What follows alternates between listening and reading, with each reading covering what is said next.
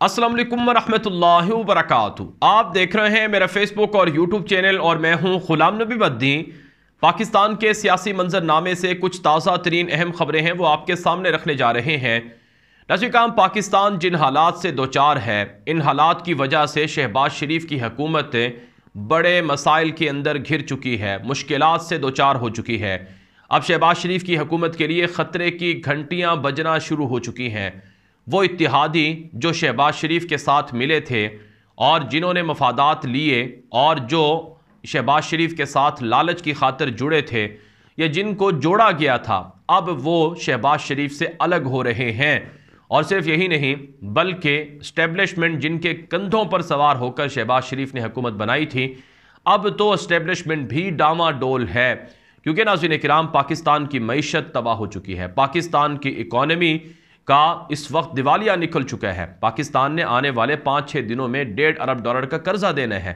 इसके लिए पैसे नहीं हैं। जो कर्जा अगर देंगे खजाने से तो खजाना पहले ही खाली हो चुका है, तो पाकिस्तान तो और ज़्यादा मसाइल में घिरेगा। तो बहरहाल नाज़रीन किराम, इस वक्त मेरे सामने एक ताज़ा तरीन खबर है कि हुकूमत की अहम इत्तिहादी जमात MQM ने शहबाज शरीफ की हुकूमत से फ़रार इख्तियार करने की धमकी दे दी है। इस वक्त मेरे सामने ये रिपोर्ट है जिसमें बताया गया है कि कराची में खालिद मकबूल सिद्दीकी ने MQM के जो रहनुमा हैं उन्होंने एक प्रेस कॉन्फ्रेंस की है और कहा है कि 16 जनवरी को कराची के अंदर बल्दियाती इलेक्शन हो रहे हैं और ये इलेक्शन हमारी मर्ज़ी से नहीं हो रहे हैं, क्योंकि जो इलेक्शन कमीशन है उसने जो हल्का बंदियाँ की हैं वो मुतनाज़े हैं और हल्का बंदियों में जो हमारा वोट है उसे तकसीम किया गया है और इसी तरह से हल्का बंदियाँ जो सही तरह से हल्का बंदियाँ नहीं की गई हैं। लिहाजा ये जो इलेक्शन हो रहे हैं बल्दियाती, ये दुरुस्त नहीं है। और पीपल्स पार्टी से हमारे मुआहदे हुए थे, मुलाकातें हुई थी, पीपल्स पार्टी भी अपने वादों से मुनहरिफ हो चुकी है और पीपल्स पार्टी भी अपने वादों पर अमल नहीं कर रही है। उन्होंने कहा कि अगर हमारे साथ यही रवैया जारी रहा तो फिर हम हुकूमत के साथ अलहदा होने पर गौर कर रहे हैं और अगले 24 घंटे में हम आपको बता देंगे कि हम हुकूमत के साथ रहते हैं या हुकूमत से अलग होते हैं। नाज़रीन इकराम, अब ये जो खालिद मकबूल सिद्दीकी हैं, इन्होंने गुज़श्ता रात भी एक प्रेस कॉन्फ्रेंस की थी। वैसे आप जानते हैं MQM के तमाम धड़ों को इकट्ठा किया जा रहा है और MQM को किसने बनाया था और किसके इशारों पर यह चलती है, ये बात सब जानते हैं। तो अब एक तरफ कराची के अंदर MQM के धड़ों को इकट्ठा करके उन्हें इक़्तिदार में लाने की कोशिश हो रही है, तो दूसरी तरफ नाज़रीन किराम MQM वो इलेक्शन से फ़रार के लिए पीपल्स पार्टी को और हुकूमत को अलहदा होने की धमकियां दे रही है। अब अंदर की कहानी ये है कि इलेक्शन ना तो पीपल्स पार्टी चाहती है, ना ही MQM चाहती है और ना ही नवाज शरीफ और शहबाज शरीफ की हुकूमत चाहती है।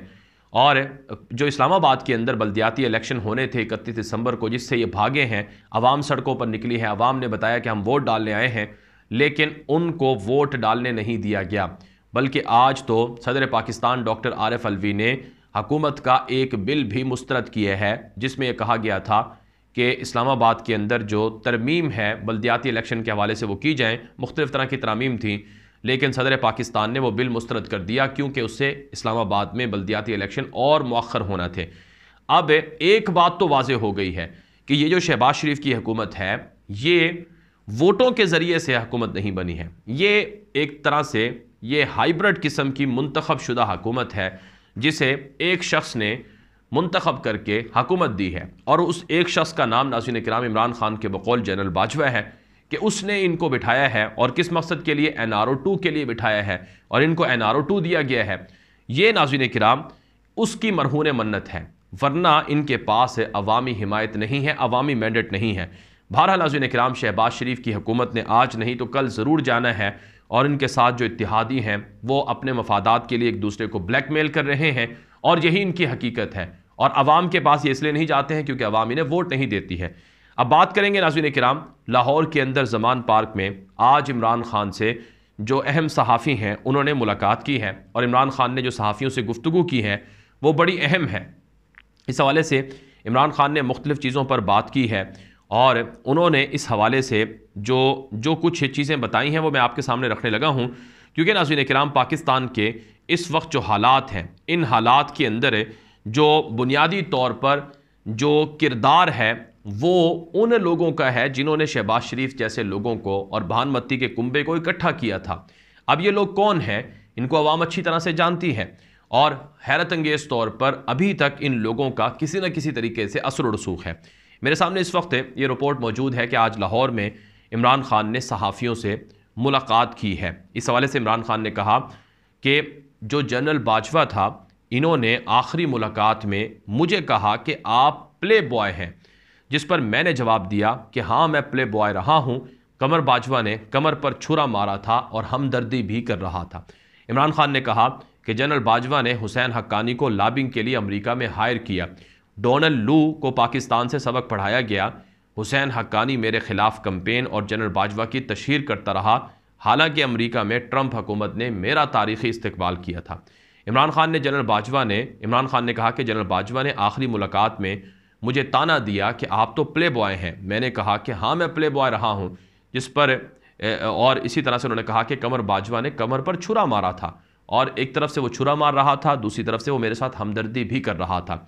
इसी तरह से उन्होंने कहा कि हमारे 3 अरकान पंजाब असम्बली को एतमाद के वोट के लिए एस्टेब्लिशमेंट ने न्यूट्रल रहने का कहा है। और साथ साथ उन्होंने कहा कि कराची में MQM को जमा और बाप को पीपल्स पार्टी में शामिल कराया जा रहा है। पाकिस्तान में एस्टेब्लिशमेंट का नाम एक आदमी है। बाजवा एहतसाब नहीं करना चाहते थे, इसलिए ताल्लुकात उनके साथ ख़राब हुए। उन्होंने कहा कि कौमी असम्बली में वापसी से मुताल्लिक ये बात उन्होंने कही है कि कौमी असम्बली में जाकर क्या करेंगे, इसका अब कोई फ़ायदा नहीं है। ऑडियो लीक्स पर उन्होंने कहा कि जो बुशरा बीबी हैं वो खातून खाना हैं। हम ऑडियो लीक से अपनी नौजवान नस्ल को क्या पैगाम दे रहे हैं। साथ साथ उन्होंने पाकिस्तान के अंदर दहशतगर्दी और खारजा पॉलिसी के हवाले से भी कहा कि बिलावल जरदारी अफ़गानिस्तान के बारे में कुछ जानता ही नहीं है और मौजूदा अफ़गान हुकूमत के साथ है हमारी हुकूमत के बेहतरीन ताल्लुकात थे। अब जो माजी के अंदर हुआ वही कुछ अब हो रहा है और दहशतगर्दी के नाम पर डॉलरों के नाम पर पाकिस्तान में दहशतगर्दी और बदअमनी को लाया जा रहा है। ये इमरान खान ने गुफ्तगू के दौरान ये बात कही है। नाज़रीन इकराम, हकीकत ये है कि इस वक्त जो कुछ तमाशा लगा हुआ है, इस तमाशे के पीछे जो पिछले 8 महीनों के जो सहूलतकार हैं उनका बड़ा रोल है और ये तमाशा जब तक जारी रहेगा जब तक कि ये ज़ाती मफादात और ज़ाती हिर्स और लालच में और इमरान खान के बुग़्ज़ में जो अंधे लोग हैं ये मौजूद हैं। अब आप अंदाज़ा लगाएं, इमरान खान ने जो जनरल बाजवा हैं इनके हवाले से जो गुफ्तगू की है ये आपके सामने है कि एक तरफ वो ये कहते थे कि हम आपके साथ हैं और दूसरी तरफ वो इमरान खान के मुखालिफिन से मुलाकातें करते थे। और अब तो सब चीज़ें वाज़ेह हो गई हैं कि कितने अरब की जायदादें किसने बनाई हैं और कहाँ से वो पैसा आया है। और अब तो ये सब चीज़ें वाज़ेह हो गई हैं कि अगर इमरान खान की हुकूमत महंगाई की वजह से गिराई गई है, इमरान खान ने हुकूमत ठीक नहीं की है, तो सवाल ये पैदा होता है अब क्या महंगाई नहीं है, अब क्या पाकिस्तान के अंदर दूध की नहरें और शहद की नहरें बह पड़ी हैं। फिर ये भी जनरल बाजवा की जानिब से कहा गया कि हमने इमरान खान को चलना सिखाया है। इमरान खान तो 1996 से सियासत में थे, जनरल बाजवा को 1996 में कोई नहीं जानता था।